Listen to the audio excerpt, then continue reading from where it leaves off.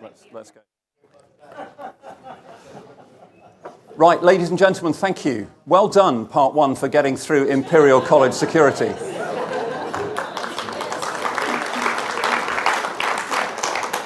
They're a charming and delightful bunch. And the reason, of course, they made you sign in, because if there's a fire alarm, just panic, run, scream running from the building, because they know you're here, so that's fine. There isn't going to be a fire alarm, by the way. So, I'm Professor Ian McNeish. I'm the Chair of Oncology, and I have the enormous pleasure of hosting and chairing this evening. A couple of things before I embarrass Rohini. The first is that today's event is being recorded, as you may have spotted. It's also being live streamed on YouTube, so you are out there live on the Wonder Web. There are some people dialed in from Australia already, all out for 212 at Lord's today. I thought I'd mention that. The second thing is that there will be time for questions and answers at the end. Remember, this is an inaugural. So to continue my cricketing metaphor, gentle half volleys outside, half off stump would be welcome, but you are obviously welcome to answer questions at the end, which I shall field. If you ask a question, we will bring a microphone to you. Please wait for the microphone so that everybody around the world can hear your question. So, one of the great pleasures about becoming old and grey is the vicarious pleasure you get from other people's success. As one's own success diminishes, that of the people working around you becomes ever greater and incredibly enjoyable. So it is thus I have huge pleasure in welcoming you to Rohini's inaugural lecture. Rohini's done a bit of travelling in her time. She was born in Tasmania, and then did her medical training in Adelaide, and then went to Sydney. So far, so good. And then she made what you can either think is an inspired or fatal error, depending on your viewpoint, which was to come across to London to do the last year of her PhD in the world's most interesting cancer, ovarian cancer. Sorry, I have a slight bias in this. And she completed her PhD, and then under the tutelage of Martin Wilkins, from whom you'll hear later, decided to stay in London and applied and was successful in a HEFKE clinical senior lectureship, and the rest, as they say, is history. And so I'm incredibly pleased that she made that plane trip. I'm incredibly pleased that she didn't get on the plane and go back again. And as I said, it's fabulous that she has now been promoted to professor. And I invite you, Rohini, to come and give your inaugural lecture, Seeing the Unseen.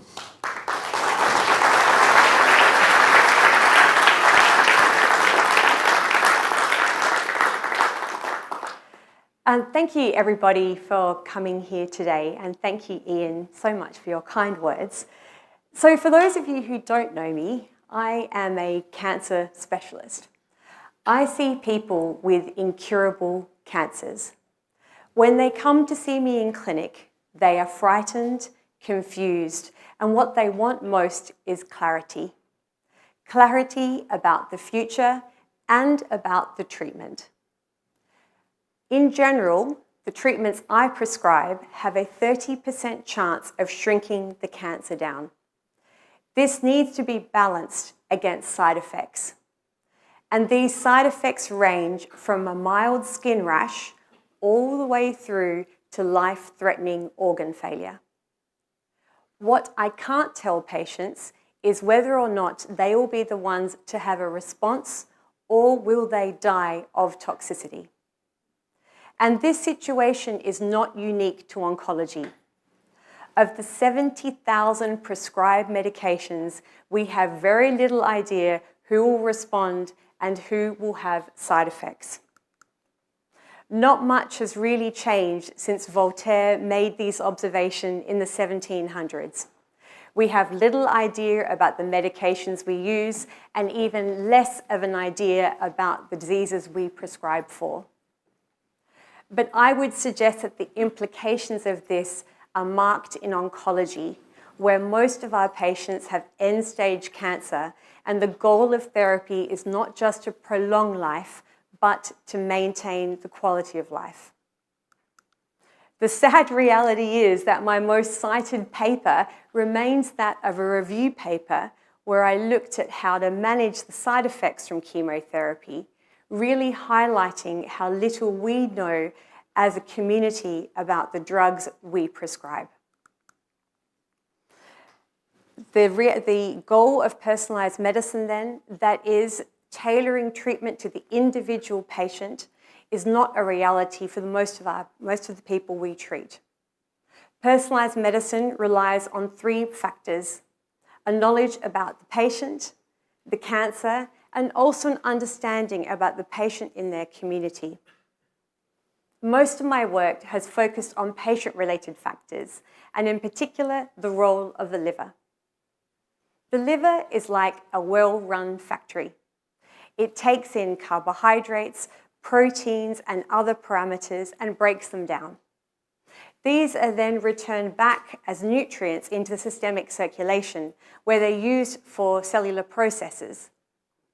They can also be stored in the liver as cholesterol for future use, or toxins are removed as bile into the intestine. The liver plays key roles in immune, cholesterol metabolism, as well as drug metabolism. Of all those medications I mentioned, 80% are actually broken down by the liver. And the liver, therefore, plays a central role in both drug efficacy and drug toxicity. And the role of the liver in health has been known since time immemorial. The ancient Greeks, Assyrians, and Babylonians would sacrifice animals and study their livers. A smooth, healthy liver was a hallmark to a great day, while a hard, craggy liver, you better not get out of bed. In Ayurveda, the liver is thought to be a hot, fiery organ, acting as an incinerator, breaking down everything that we consume. Health is harmony, while disease is a disruption to this fire. And when this happens, diseases of the liver ensues. In fact, the liver is so important that in Southeast Asian culture, the phrase jiggery dost, which literally means my best friend, translates into my liver friend. And the regenerative capacity of the liver is legendary. We all know the legend of Prometheus. After stealing fire from the gods, he was condemned to an eternal life of suffering, where his liver would be pecked out by an eagle every day, only to regenerate again during the night. But the regenerative capacity of the liver is not unlimited. The liver can be damaged through chronic inflammation from viruses such as hepatitis B and C, alcohol misuse, and increasingly fatty liver disease. In fact, chronic liver disease is one of the fastest growing conditions in our society. Every year, 11,000 people will die of the complications of chronic liver disease. In the last 50 years, there has been a fourfold increase in deaths from chronic liver disease complications. And this is compared to other common conditions such as ischemic heart disease, diabetes, and cancer. And this, in part, has been driven by increased levels of fatty liver disease in our society. This illustrates the rise in fatty liver disease across the globe. The dark red illustrates a 400% increase in fatty liver disease over the last 30 years. You can appreciate this is mainly in Northern America, Australia, and Europe, but this is a global health condition. And moving forward, the complications of fatty liver disease will be a major issue. Scarring of the liver and liver cancer develops over a number of years. A person will start with a normal, healthy liver. Then they will develop chronic inflammation, scarring, and they'll develop a hard nodular liver or a cirrhotic liver. There is a risk of developing primary liver cancer on a background of cirrhosis of 1 to 8% per year. Primary liver cancer or hepatocellular cancer, HCC, is an increasing problem in our community. Patients with these cancers have two life-limiting illnesses. Firstly, the underlying chronic liver disease, from which people can die from situations such as liver failure or bleeding from the GI tract, and secondly, the cancer itself. Reflecting the increase in incidence in chronic liver disease is the increase in the number of people diagnosed with primary liver cancer. And you can see from this image that from the early 90s, there's been a dramatic increase in primary liver cancer in both men and women. Primary liver cancer is often diagnosed at an advanced stage. 17 people will die every day from advanced liver cancer. Once diagnosed, the chances of surviving 5 years are less than 15%. The best treatment we have for advanced liver cancer is a type of treatment called immunotherapy. Immunotherapy unmasks the cancer to the natural immune system of our body, so the body can fight the cancer itself. At best, the chances of shrinking the cancer down with immunotherapy is only 30%. On average, once diagnosed, even with immunotherapy, a patient will only live 18 months with treatment. This needs to be balanced against all these side effects. And like I said at the very start, we have very little idea who will respond and who will not respond. In my talk today, I'm going to give you 2 examples of how I have approached personalised medicine. Firstly, using nuclear medicine to try and select patients for particular therapies. And secondly, using routine clinical tests to predict who is going to respond to treatment and who will not. But firstly, my story. How did I end up coming to Imperial College? Like all beginnings, mine start with my parents, Vinny and Raj Sharma. They immigrated from India with £20 and the dream of an overseas fortune. They immigrated and ended up in Australia, and they ended up in a tiny town in the centre of Tasmania called Campbelltown. My sister Shalini and I grew up on a 2-acre property in the middle of the town. We had sheep, chickens, and goats. My parents were famous. They were the local doctors and they were celebrities. We couldn't go anywhere without someone coming up to wave at my parents or speak to them. Our house was connected to the surgery, and in the surgery we had an operating theatre as well as a diagnostics unit, which my parents both ran. My earliest memories were of my father valiantly trying to revive my dying goldfish in the operating theatre. We were surrounded by medicine. In the evenings, my parents would discuss interesting cases that they'd seen during the day.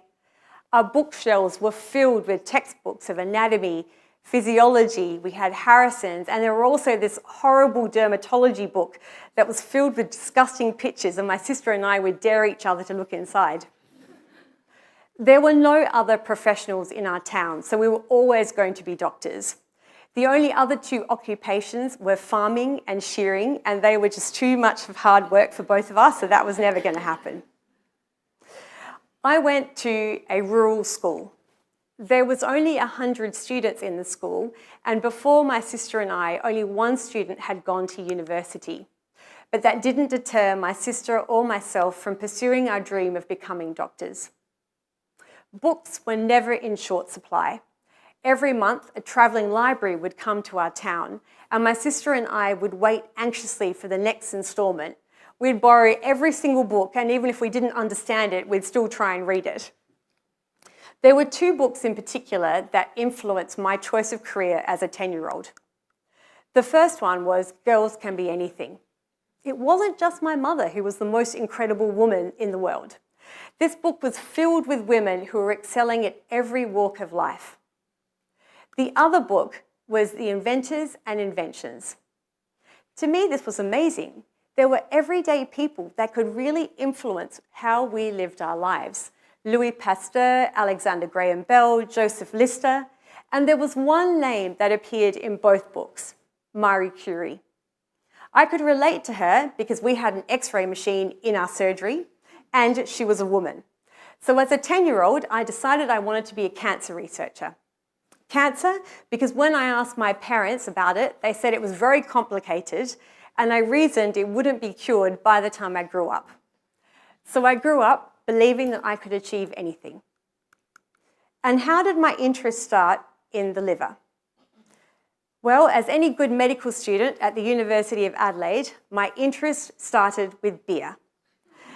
And one event in particular, skullduggery. Skullduggery is a rite of passage for any first-year medical student in Adelaide. For £10, it's as much beer as you can drink. And much of the pre-event discussion was about how to maximise consumption without any side effects. Of course, as soon as the kegs came out, all rational thought went out the window, but at least I'd started thinking about how the liver metabolises stuff. And I extended my interest in alcohol metabolism in my fifth-year medical school project. The aim of this project was to see what level of alcohol consumption was equal to 24 hours of wakefulness. We invited friends to come and spend a night with us where we kept them awake with inane conversations and movies. And then the following week, we invited them again to have one shot of vodka every hour on the hour. They were then asked to complete a computer tracking experiment, and we assessed their performance. What we found was that 24 hours of wakefulness was actually equivalent to a breath alcohol level of 0.05, which is the legal driving limit in Australia. This work actually went on to form the basis of safe work practicing in Australia. And for me personally, it was the very first time I took clinical pharmacology concepts that I learnt in first and second year and applied them to a research project. Under the guidance of Professor Ian Olver, I moved to Sydney to do my medical oncology training at the Royal Prince Alfred Hospital. This was a formidable place to train. There were 10 young oncologists there, all jostling to make their mark in the field, and the opportunities were tremendous. Under the guidance of Professor Stephen Clark, a clinical pharmacologist and medical oncologist, I started to develop an interest in personalised medicine. At that time, capecitabine, a new type of chemotherapy, had been released. This chemotherapy caused significant side effects, particularly in the elderly, with peeling of the hands and feet, diarrhoea, and mouth ulcers. Stephen had devised a trial where every patient got the same dose, and he asked me to lead this. Not being satisfied with just leading the trial, I decided to take blood samples from patients. From these blood samples, I was able to show that changes in the DNA could predict who was going to get toxicity and who was not. The results of this study were combined with other studies from around the world and now form the basis of how we decide about testing for genetic changes prior to people receiving this type of treatment. For me, again, it was the first time that I'd had a flavour of translational medicine, and I decided that I wanted to do a PhD. We were told at the end of our training that we had to go overseas to get overseas experience, and without that, we would not be employable. There was immense pressure to either go to the States or to the United Kingdom, and I applied everywhere. MD Anderson, ICR, Royal Marsden, I even applied to Newcastle, but my CV was rejected time and time again. Stephen then suggested that I do a PhD with himself and a clinical pharmacologist, Chris Little, at the University of Sydney. Under Chris's guidance, I dual accredited in both clinical pharmacology as well as medical oncology. I also started my PhD. This was a pure wet lab PhD, and I had no idea what I was doing. I was the only clinician in the group, and every single thing that I did seemed to be wrong. Although in retrospect, tipping liquid nitrogen down the sink on the first week and cracking all the pipes probably wasn't the greatest idea. The work we were doing was based on some work that had been shown in our group previously, where if a patient had a high level of inflammatory markers in their bloodstream, they actually didn't break down chemotherapy fast and they developed side effects. So my PhD was looking at the mechanisms behind this. Using a transgenic mouse model, what I found was that tumour cells secreted cytokines into the bloodstream. These cytokines then travelled into the liver and bound to nuclear receptors within the hepatocytes. This then reduced the amount of enzymes that process chemotherapy, resulting in side effects.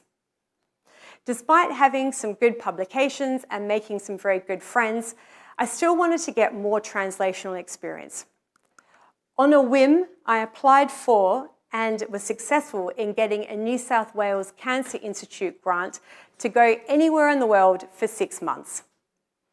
And something in my luck must have changed because Imperial College wanted me. So I travelled to Hammersmith Hospital.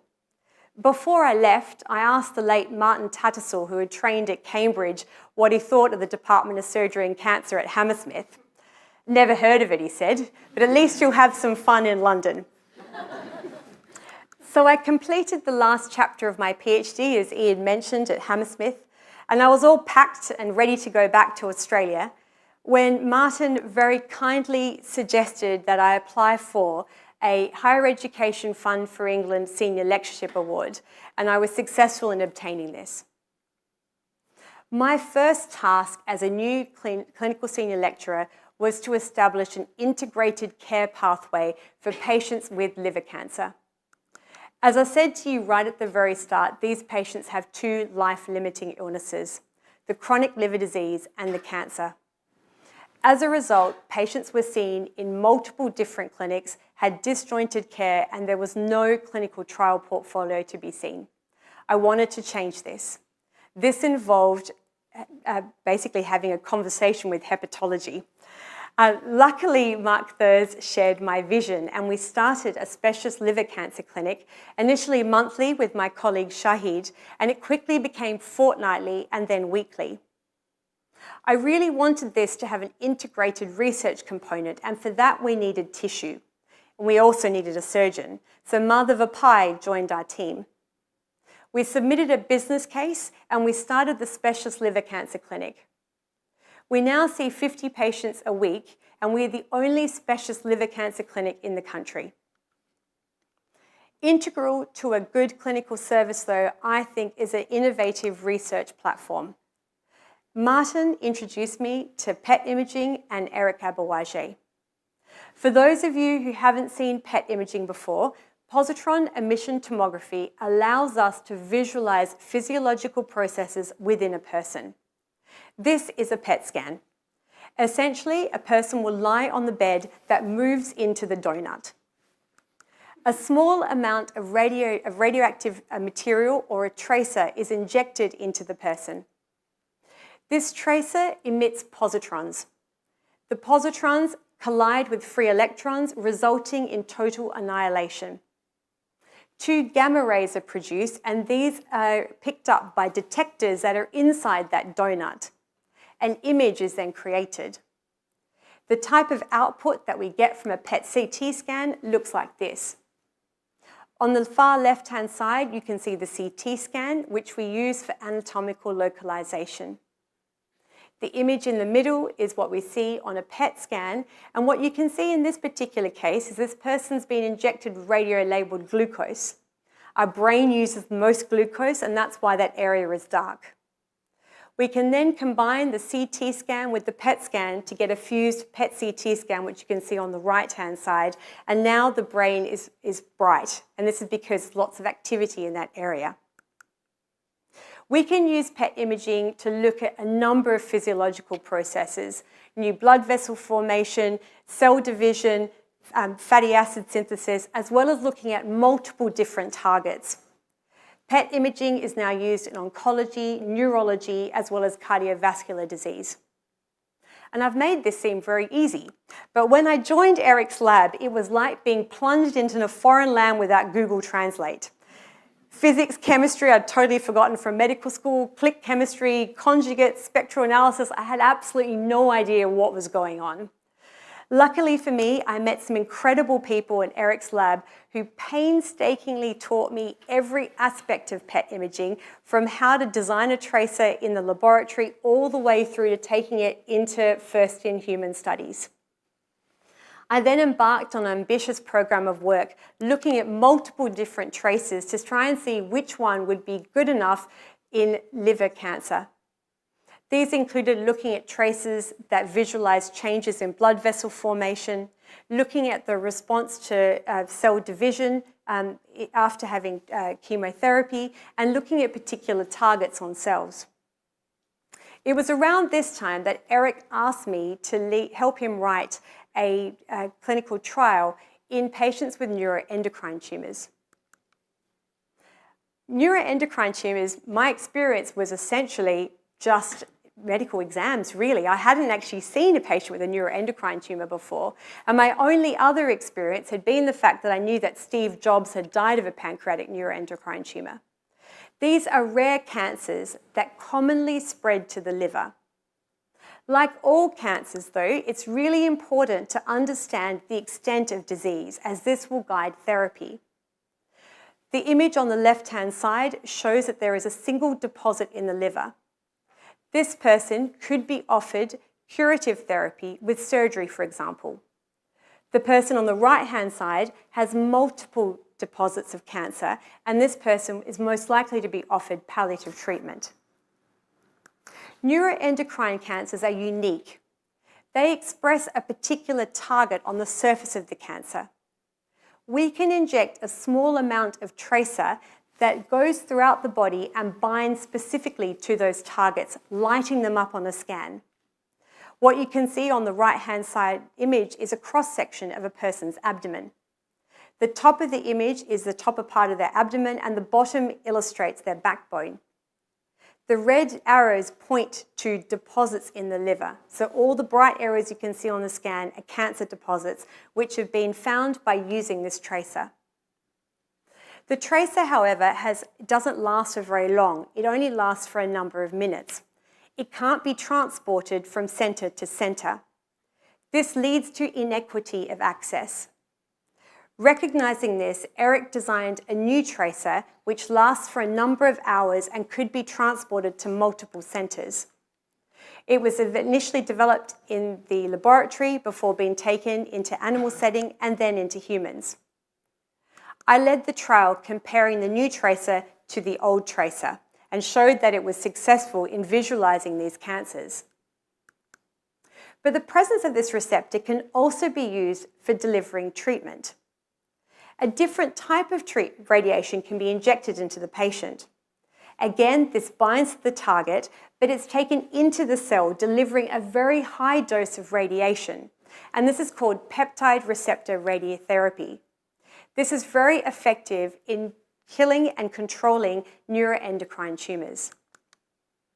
What you can see on the image on the left-hand side is the red arrows illustrate tumour deposits in the liver. This patient has then had 4 cycles of treatment, and what you can see on the right-hand side is that there's been a dramatic response in the burden of disease in this patient's liver. In this example, you can see again on the left-hand side, the blue arrows illustrating multiple deposits of cancer in the liver, as well as the red arrow illustrating disease in the bone. After 4 cycles of treatment, again, there's been a dramatic response. But what about if the cancer doesn't express the target? And this question was posed to me by a patient in clinic.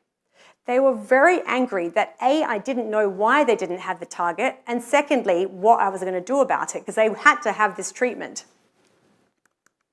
Previous work had shown that the gene that controls the target undergoes methylation. Methylation is like a lock. Methyl groups bind to the gene and stop it from forming the target. Working with my friend and colleague Joe Evans, we showed that if we treated cells with a demethylating agent, we could remove the methyl groups, allowing the receptor to come back again. Essentially, we could turn the lights on in the cancer. And we took this forward into an animal setting where we treated animals on the left-hand side with salty water, in which case nothing happened, as it can be seen by the white circle, or we treated them with a demethylating agent. And on the right-hand side, you can see that the cancer has now lit up on the PET scan. I wanted to try this in humans. It took me 5 years to convince my colleagues and funders alike that this was worthwhile taking forward into a clinical trial. Finally, I managed to do it, and it works. So what you can see from this image from the Lantana study is on this particular image, the arrows illustrate a deposit in the spine. There's not much uptake on the PET scan. This patient went on to have 5 days of an oral tablet, and then what you can see is there's an increase in the amount of uptake in that target. This patient went on to then have the peptide receptor radiotherapy. So effectively, we've managed to give a patient effective treatment where otherwise they would not have been able to have this therapy. So this is an example of how I've used nuclear medicine to guide therapy in patients. But what about using all the medical data that we generate on a day-to-day basis? Working with my clinical fellow Matthew, we've started to look at imaging data, and in particular, looking at the role of radiomics. Radiomics allows us to see patterns and other features of cancers that are not visible by the naked eye on imaging. The radiomic pipeline involves 3 specific steps. The first step is an auto-segmentation step where we train the model to automatically detect areas of interest. In the next step, we can extract features from those areas of interest, such as tumour intensity, shape, and texture. We then can combine these features with clinical data using machine learning techniques to build predictive models. We see examples of auto-segmentation every day. For those of you who have smart cars, the smart car technology uses deep learning, which we can then apply to medical imaging. In a smart car, this deep learning technology is used to detect what a car is, a person, or a lamppost. Deep learning mimics neurons in our brain. So when we want to do a particular task, for example, multiple neurons connect together to allow us to do something, such as me being able to talk to you today. With the deep learning, we train the algorithm by showing it multiple inputs until it connects these together to produce a particular task. One type of example of a deep learning algorithm is a convolutional neural network. In this, we present the algorithm an image. The image is then broken down into multiple layers, each layer becoming more and more complicated to perform a particular output. For example, we'll present the algorithm a face. The first layer will be able to detect edges and dark spots. The second layer will build on this and be able to look at ears, noses, as well as eyes, until the third layer adds more complexity, can actually detect the face. So for example, we've done this with our medical imaging, and what you can see here is that we've shown the model multiple images of patients' livers, such that now if we now present the model an image of a liver, it's able to automatically detect the region of interest. We can then extract this region of interest to then put it back into our radiomic pipeline. So if we go back to our pipeline, Matthew and I took 130 patients that we treated in clinic with immunotherapy for advanced liver cancer. If you recall what I said at the very start, the chances of the cancer shrinking down with immunotherapy at best is 30%, and the average improvement in survival is 18 months. What we then did is we took their routine scans that they had done prior to having treatment, and we applied our deep learning algorithm. We were then able to auto-segment their livers. From that, we extracted features, which we then combined with everyday clinical parameters, and we divided patients into a low-risk group and a high-risk group. We then tested if we could use this model to predict who would respond and who would not respond to treatment. We built this model using patients from Imperial College, and what you can see from this is there's a clear delineation between a low-risk group and a high-risk group. Patients in the high-risk group only living an average of 6 months with immunotherapy, whilst people in the low-risk group, who are in the blue line, living for up to 28 months. We then wanted to test to see if this worked in an independent data set. And so we got a group of patients from France and we ran the algorithm again and we showed exactly the same thing. We were able to delineate a group of patients that would not respond to immunotherapy. And that's that high-risk group in green who only survived 6 months with immunotherapy. We then looked at whether or not that high-risk group had a response to treatment. And what we found was that the chances of responding to immunotherapy if we were in that high-risk group was only 15%. So essentially what we've done is we've taken everyday routine scans and we're able now to divide patients into 2 groups, a group of patients that will respond and a group that won't respond. And so moving forward, we may be able to offer those that aren't going to respond an alternative treatment rather than continuing on with futile immunotherapy, exposing those people to side effects. The other thing that I wanted to look at was blood tests, because again, we do this every day in the clinical setting.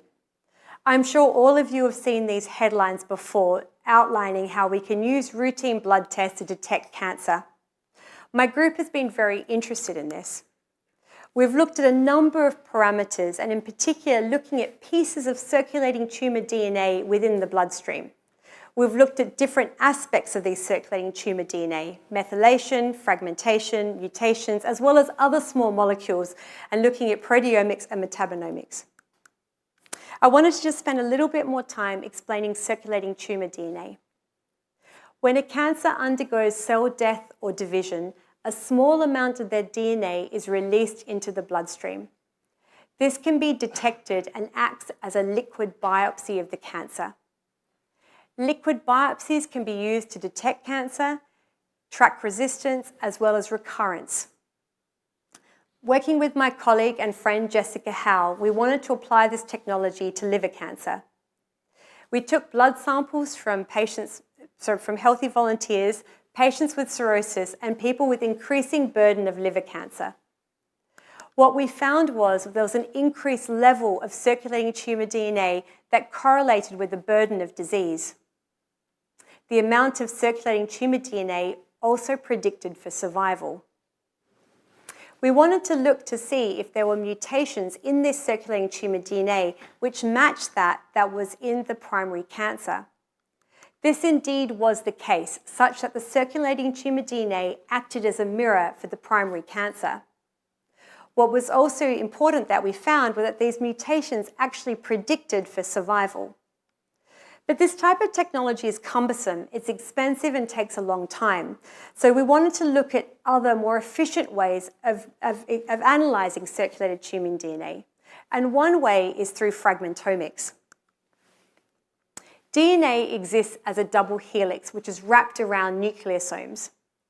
When cells undergo cell death or division, the DNA is cut at particular points where the nucleosomes are, and this is at 147 base pairs. There are also smaller nicks in the DNA at every 10 base pairs, which occur with each turn of the double helix. We can actually pick up these tiny fragments of DNA in the bloodstream. Cancers undergo cell death and division faster than our normal body cells. And what we found was that patients with cancer actually had more smaller fragments in their bloodstream. We wanted to look more about these smaller fragments. So we looked at 3 different aspects. The first one was to look at the ratio of the smaller fragments to long fragments. We also looked for genetic changes in these fragments, and we could also map the sequences at the end of the fragments to see if these would predict for outcome. Again, we used the same group of patients that we used for the radiomics work, and we looked at these parameters. Similarly to what we found with the radiomics, patients that had very high fragmentation ratios, so people that had lots of small fragments, again had poorer survival. So on the green line, those patients only lived 13 months. We then looked to see if chromosomal changes, either losses or gains, could also predict for outcome. And similarly, again, to what we found with the imaging, we could find a group of patients that were at high risk. The green patients only lived for 8 months with immunotherapy. All this work has been based on a biobank that I set up when I was first appointed as a senior lecturer. Working with my friend, well, my master's student and colleague now and really good friend, David Panato, we have set up an international collaboration, all of which focuses on trying to find predictive biomarkers of response to treatments. We have over 1,000 samples in our biobank, which are fully clinical annotated.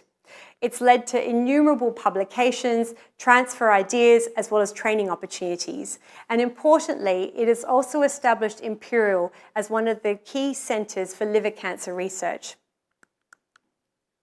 So I've spoken to you about patient-related factors as well as cancer-related factors. But it's really important to understand the patient themselves if we are going to change outcomes from cancer. As I said to you at the very start, these patients with chronic liver disease will develop cancer over a very long period of time. National and international guidelines state that we should be doing 6-monthly ultrasounds to try and detect cancer early. Liver cancer surveillance, which is this 6-monthly ultrasound, has been shown to detect cancer early and improve survival through the receipt of curative therapy. But despite this, only 3 in 10 liver cancers are actually diagnosed at an early stage. And we wanted to know why. I looked at all patients across northwest London and wanted to know how many of these people actually turned up for their ultrasounds. What we found was that only 17% of people were regular attenders over a 2-year period. 73% of people only came once or twice during those 2 years. It was really important to try and understand why and if we could improve attendance rates. Working with my clinical fellow, Maria Qureshi, as well as my colleague, Christian von Wagner, we designed a series of co-design workers. We invited users with lived experience of liver cancer surveillance, as well as key charities, the British Liver Trust, Groundswell, who help people out of homelessness, and the Hepatitis C Trust. In these workshops, we specifically asked patients why they didn't come to their appointments and what we could do to help them. As a result of this work, we created invitations. Just to highlight a couple of things on these invitations, the first thing which I found was unbelievable was that most people didn't know why they were even turning up.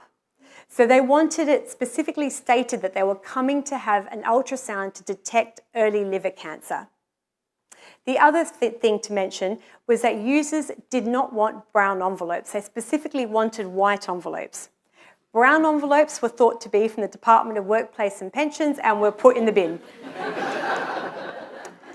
Users also wanted a postcard.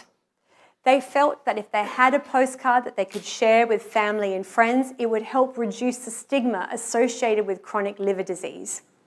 They also wanted to be able to put this on the fridge. They specifically wanted it to be green because green for them represented health. As a result of this work, we have started the Vigilant study, which is the only trial which will directly address inequalities. This trial randomizes people to receive either those mailed invitations or the mailed invitations plus a phone call. People are followed up for 2 years, and in that 2-year period, we will look to see which is the best way to invite people, the numbers of early-stage cancers diagnosed, and the cost-effectiveness. Based on my surveillance work, I'm now one of the expert advisors to NHS England in terms of creating the minimum standards by which we should be inviting people to have liver cancer surveillance. The idea being that we can try and reduce those poor outcomes that I mentioned at the very start. So you'll be happy to know I've come to the end, and I'd like to finish off by saying thank you. Firstly, to my family, in particular my sister Shalini, and my parents, Vinny and Raj Sharma. My parents have dedicated their entire working lives to serving their community. They have an incredible work ethic, and their work ethic is my everyday inspiration, and they're also my biggest supporters. I'd like to say thank you to my husband, without whose goading I probably wouldn't have applied for the promotion. And to all my colleagues, friends, and previous students, thank you so much for believing that we can change outcomes for patients with cancer. I'd like to finish off with some advice for anyone who's thinking about being a clinical academic. Aim big, be bold. We need brave new ideas if we are going to change the outcomes from cancer. Thank you very much.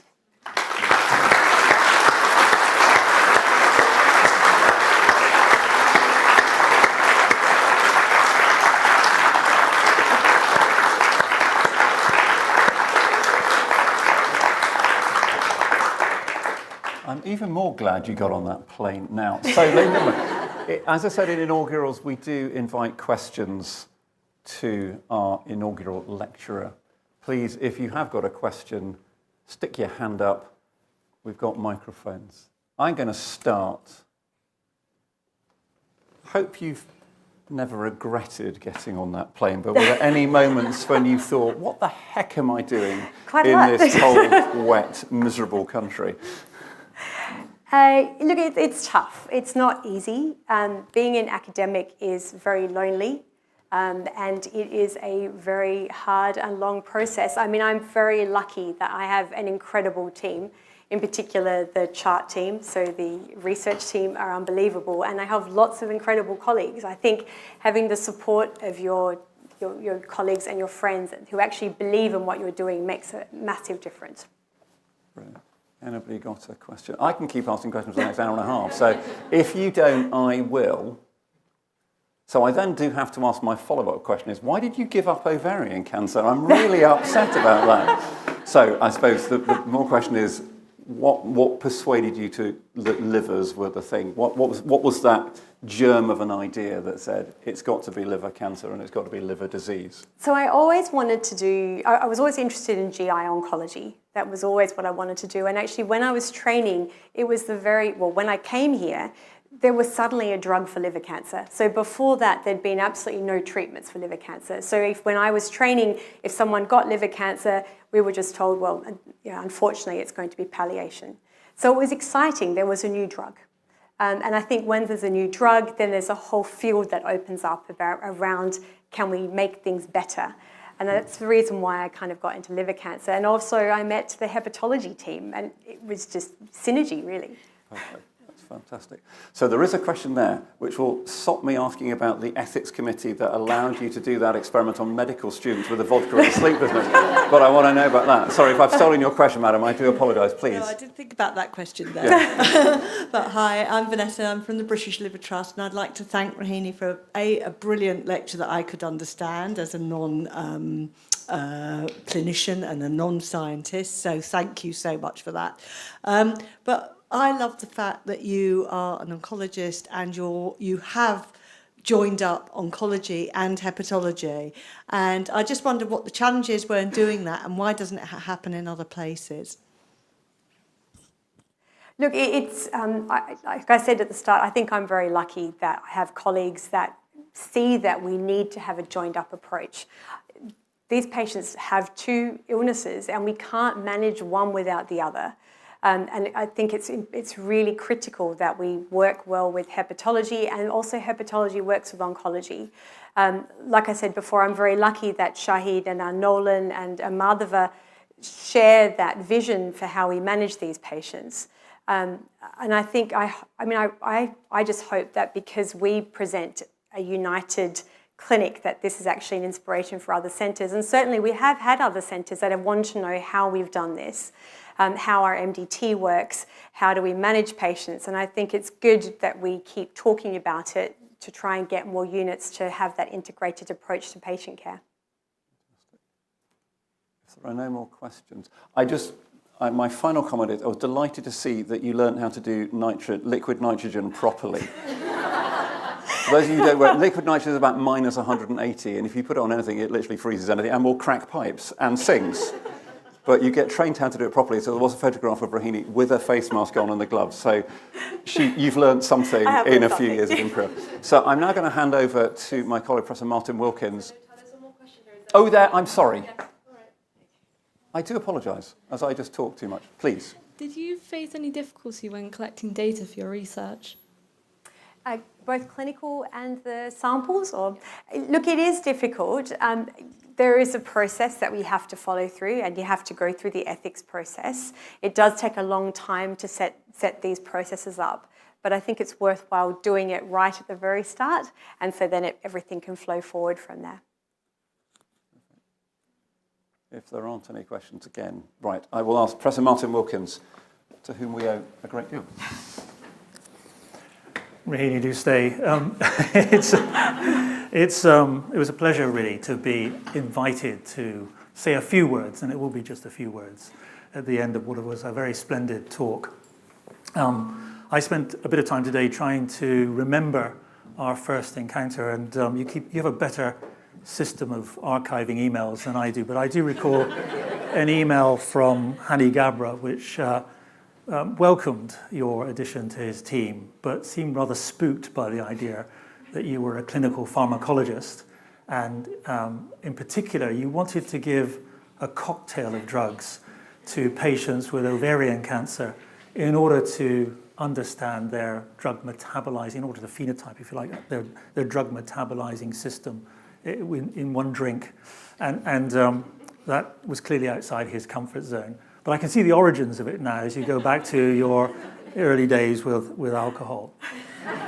So I understand where you were coming from a bit better than that, and I think you did complete that experiment and get it published. And I'm very pleased that clinical pharmacology, the department that I belong to, was able to offer you a home, if not a platform, for your future career. And I'm particularly pleased that when I received or got wind of the fact there was another clinical pharmacologist in town, because we are very few and far between. I use the phrase very carefully. I sometimes say we're down to our last few breeding pairs, but I mean that most respectfully when talking about the greater community. And I think part of the problem is because the trust doesn't know what to do with us. And so we're left to be an academic discipline. And it's very difficult to compete for grants when your topic is sort of generic drug use. So you have to find a disease. You have to peg your colours to a disease. And so I fully understand where you were coming from. And I think it was very smart to choose oncology, because as clinical pharmacologists, we do strive to personalise medicine. And oncology is very much at the forefront of personalised medicine. You have many advantages in being able to biopsy tissue and understand the biology as well as to image it. So if I had my time again, maybe I would have followed you into oncology. That doesn't make it an easy road. I think you were very smart to choose hepatic cancer and to create an identity in that space. It's very much your disease. This is your area, and I think that's much to your credit. As I say, it's not easy to live an academic life. You've alluded to that yourself. It requires enormous resilience. We're disappointed all the time because ideas fail, grants don't succeed, but the rewards long-term more than justify the continued effort. You are a great ambassador to your discipline, but also to academics in general, the physician-scientist. And so many congratulations for your promotion. Thank you. And a great talk. And I think Imperial College is very fortunate to have you. Thank you so much. Thank you.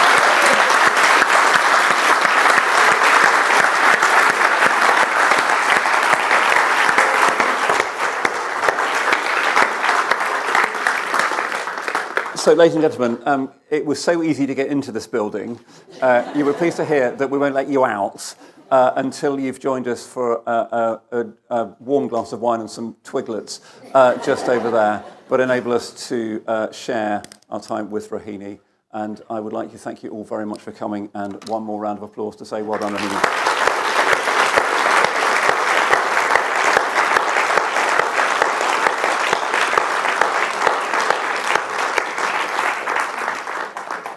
I'll lead the way. Actually, no, I've got to take this off.